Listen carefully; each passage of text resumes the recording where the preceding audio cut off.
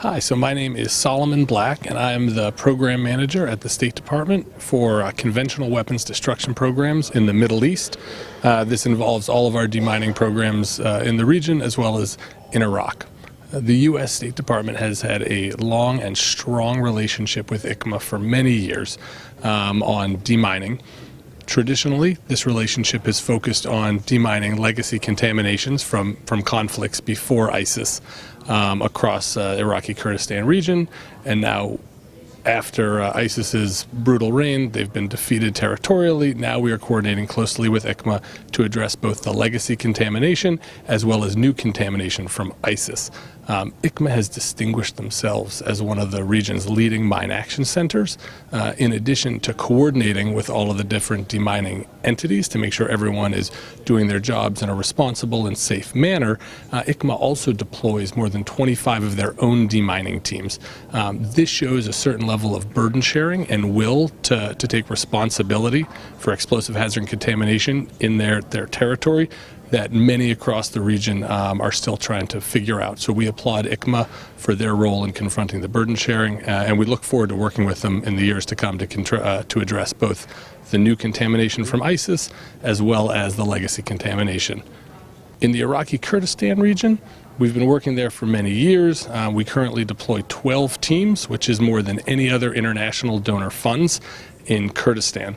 Looking over into Sinjar and the Nineveh Plains, we're currently funding a number of teams to focus on critical infrastructure sites, farmland, and rural communities that are contaminated with ISIS explosive hazards. So to give you a better understanding of the different layers of explosive hazards left by ISIS, imagine a village. Inside that village, ISIS sets up a bomb-making factory. Around that bomb-making factory, ISIS sets up booby traps. Then around that village, ISIS sets up landmines. Now imagine a battle happens to liberate that village from ISIS.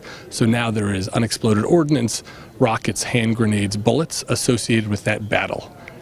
This is the type of contamination that we're dealing with in Sinjar, the Nineveh Plains, and other areas liberated from ISIS. And it's going to take a serious amount of time to address that. The United Nations is currently conducting a large survey of all areas liberated from ISIS. That survey will hopefully be completed by the end of the year. Once we've seen that survey, we'll have a better sense of exactly how long it will take. But one thing that I like to remind folks of is, in Germany, people are still finding bombs from World War II. So while we can address all of the visible and known contamination, there's likely going to be contamination across Nineveh in Mosul for years to come.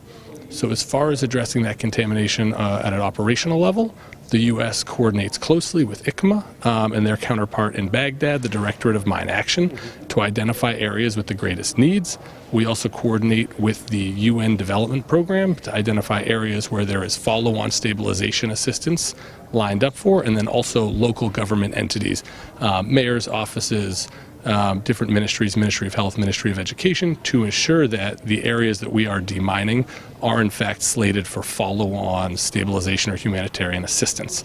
Our goal is to help all of the people who have been displaced by ISIS to safely return to their homes and be able to rebuild their lives with dignity and respect.